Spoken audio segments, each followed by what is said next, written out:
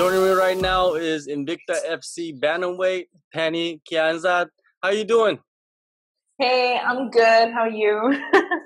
I know that you visited Asia a couple years back and you went to Thailand. Did you go to any other countries in Asia? I've only been training in Thailand and then like the States.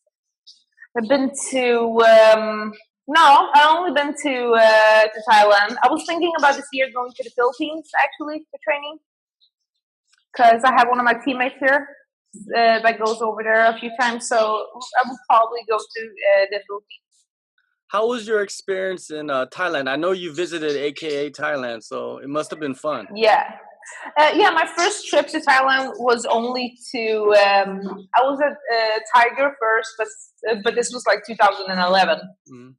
So I didn't think the MMA was like that evolved yet. And then my second time was at Hawaii, still in Phuket, but I was only doing it just because I wanted a Thai fight. I just wanted to do Thai. But this time I read about AKA and it was pretty new, and it was like not by all the other teams. It was like kind of in the middle of nowhere, a quiet place, because what I don't like about going to Thailand is that you end up on a fighter street where you see like people that you usually see all the time.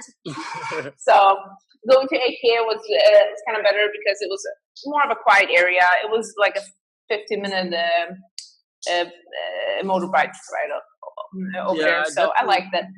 Yeah, I definitely understand what you're saying. That street is not long, and you see everybody. That fighter street, it's too much fighters, to be honest. Too much fighters. So, but I like the MMA over there, and the MMA coach is really cool, and I'm definitely going back. So I want to go back to when you were 14 years old and you started boxing. How did your parents react? How did everybody react around you? I actually got a lot of support. My mom was not really, you know how moms are. They're not really, yay, my kid is starting boxing, at 14, he's going to get her head kicked in or something. My dad used to be an athlete himself, so he didn't mind it. I actually started competing like just a couple of months after, so everything went really quickly. I knew I wanted to do something that involved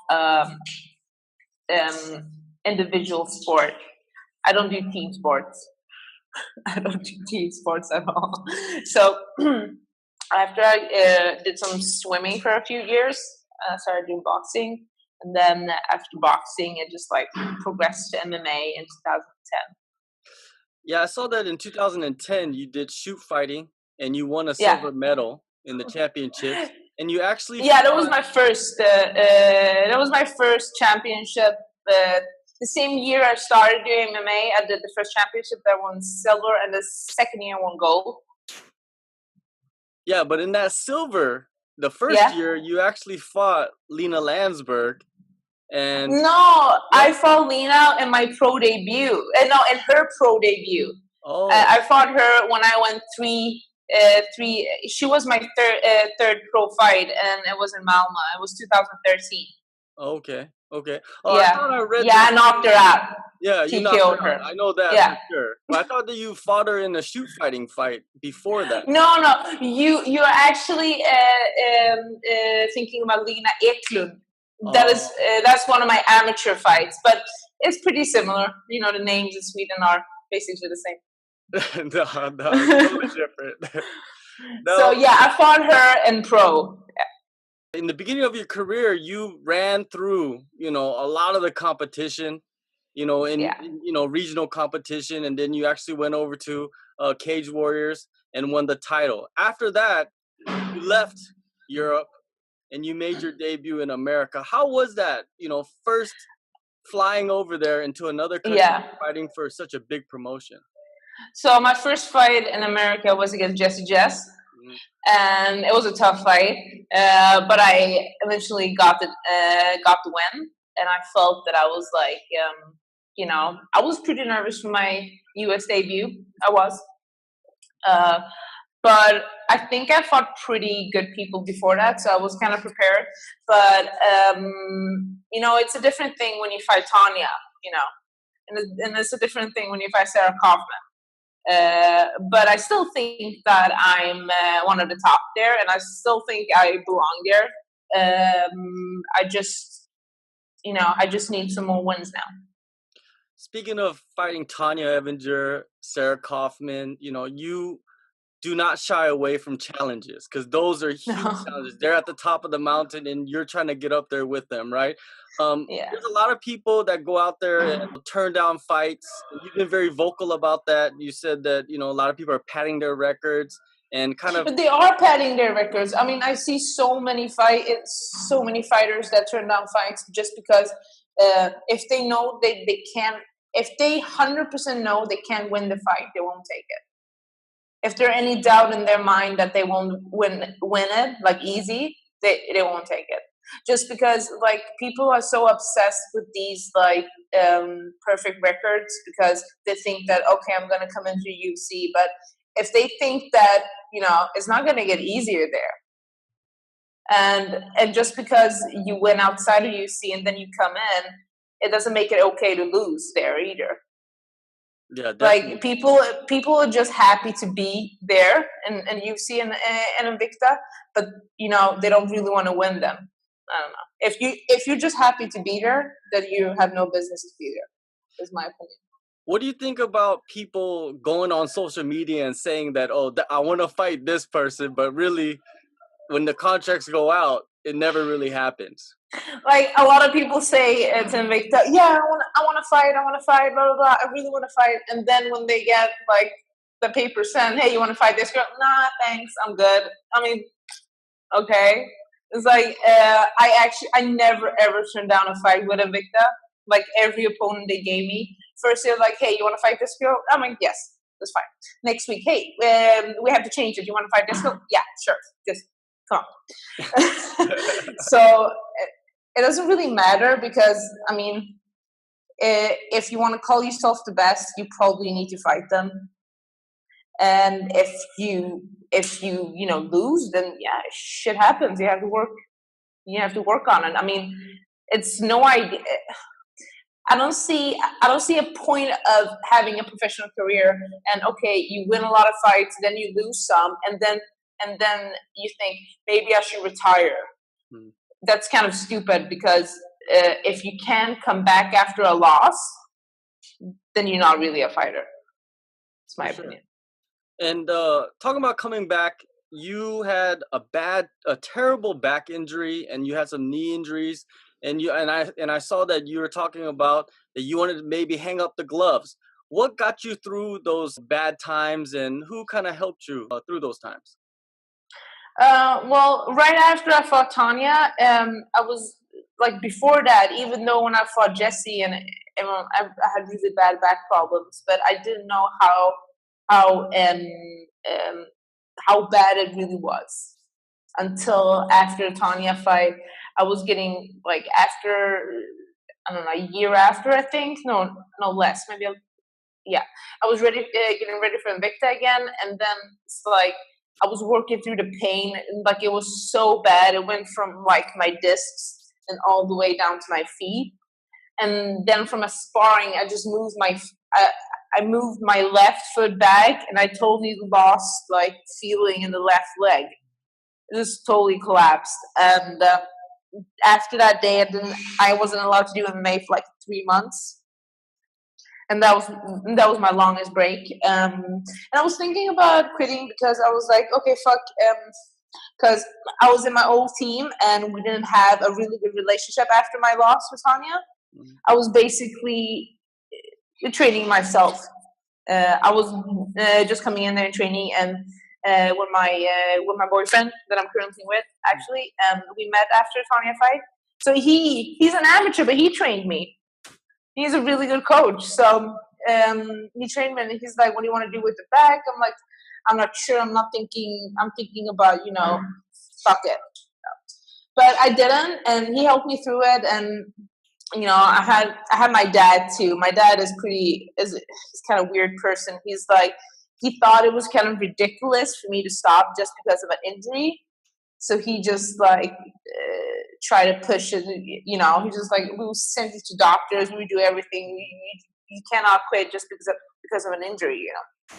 So then when my back was good, I was still my old team, and actually got a fight with Invicta again. I was gonna fight.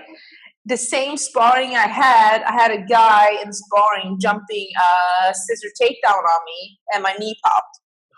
And then I was like, fuck this shit. Fuck all of you. So the knee popped, and I was like, okay, is this a sign? But then I was like, yeah, this is a sign for me to leave this place. So after, like when I was rehabbing, I was like not feeling that I wanted to go back there.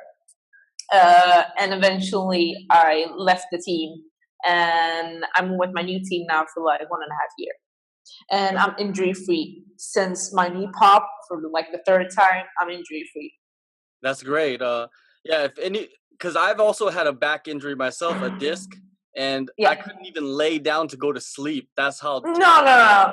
It's like breathing wrong was really bad, and I was feeling like I was 50 years old. I was like, you know, and apparently I had it for a really long time. And yeah, they told me it's like, if you don't do anything about it, I don't see you having like a professional career in this anymore. So I thought I was gonna give it a shot. So when I was like recovering my knee, I was walking around with this like Terminator thing on my leg. But I was training every day. I did my rehab like a few hours a day. I was doing everything I could do. And the most important stuff was that I was still watching MMA. I watched techniques when I was doing cardio and everything. I was watching fights because I don't want to, miss out on anything. And then unfortunately, in like the first fight I got, like so good, Raquel Paului, and I was like, I was away for 18 months, and I was like, okay, this is either going to go really, really good, or it's not going to go good at all. But now, after a year, after 1.5 years, I've been with my new team, and I feel more ready than ever. And I feel really good in a Sarah Kaufman fight. Of course, I don't have the experience that she has with like 30-ish fights, but I felt that I gave her a good fight, and it was a good match. And I'm proud of that. And I actually took the fight too, just because I wanted to say that I fought Sarah Kaufman. So I'm a big fan. She's if you look at it, she's one of the best bantamweights in the world. You cannot deny. I mean, I cannot believe the UFC let her go or didn't give her another contract. It's fucking stupid. It's fucking stupid. How can they do that? It was like she had a really close fight with like Shevchenko, and a lot of people thought she won it, but I think she's great. She's a good role model. She's a great fighter, and she's gonna be champ in a few weeks. Yeah, now let's move on to the fight that you have at Invicta 29 on May 4th against Bianca Daimoni. It's very clear she's a striker. She likes to stand and fight. That's good. I love people that want to strike because, it's like a candy land for me if people want to strike. I mean, I don't mind that. I mean, I am a striker from the beginning, but I got a few tools, so it's all good. Do you feel that she's like too one-dimensional? I think I don't think she's like really good, really, really good at one thing, like, Ronda Rousey with her arm bars. I don't think she's like that. I think she's pretty all around, but I just think that every aspect she does, I do it like 10 times better. I'm very particular with everything I do. I'm very, very thorough with my techniques, and I get freaking mad at myself if I don't do it right in training. Because I do believe how you train, you fight. So if I don't get it right, sometimes I can look at videos of the girls I fight and think like, oh, she's not doing that right. I want to change her feet. I want to put her hands somewhere else. I would do this. I would do that, So I'm pretty thorough, and I could be pretty harsh on myself too when I look at my opponents. I do think I'm better everywhere. She's really tough, and and the advantage the females have nowadays is like I'm really young. I do have a lot of experience. I have like a lot of fights, but the older girls, they have that strength, and especially if they had if they have kids, even stronger. So she's gonna be tough, but I think I'm just better. I'm just better on everything, and I will show that. Yeah, if you look at this matchup on paper, I think that this fight could steal the show. Like, it could be the fight of the night. Yeah. It could on go paper, quick. This is really close on paper, but I mean, she hasn't fought a Tanya. She has not fought a Sarah, and she has not fought Jessica Rose, and I got really tough opponents, and it's her Invicta debut. We will see. Now this is my 4th fight in the States, and I feel pretty, I feel pretty at home. How do you say it in English? That I'm settled. Yes. Now, so. For sure. Now, in this camp, preparing for this fight, is there something that you kind of focused on? What have I focused on? Ever since I came to my new team, I've actually focused a lot of my jits and everything, but I've been wrestling a lot lately. I got some Iranian friends that I wrestle with. Us Iranian, we're really good at wrestling. Especially the guys. So I've been wrestling a lot, but because I have the striking in my it's in my spine, so I know that from like not even thinking. But I've been putting my whole MMA game together. In the main event, the title is on the line. Your former opponent, Sarah Kaufman, is facing Catalina Liner, right? Yeah. What do you think? How do you think this fight's gonna play out? Because I know once you're done fighting, you're gonna be out there watching this, right? Because it's interesting. So, what I think, what we talked about of people fighting, basically, I don't want to say nobodies, because every fighter is good because they fight. But I mean, Sarah has fought me, and she's fought a lot of good people. A lot of people in UFC, Strikeforce, she won over the best. I mean, Katerina's last fight was against a girl that was like 0-1. And a debutante, and 0-2. I mean, I'm not sure how this is going to play out. I mean, it's anybody's game, but I think it's pretty hard to go from fighting an 0-1 to fighting Sarah Kaufman. I don't know. What do you think?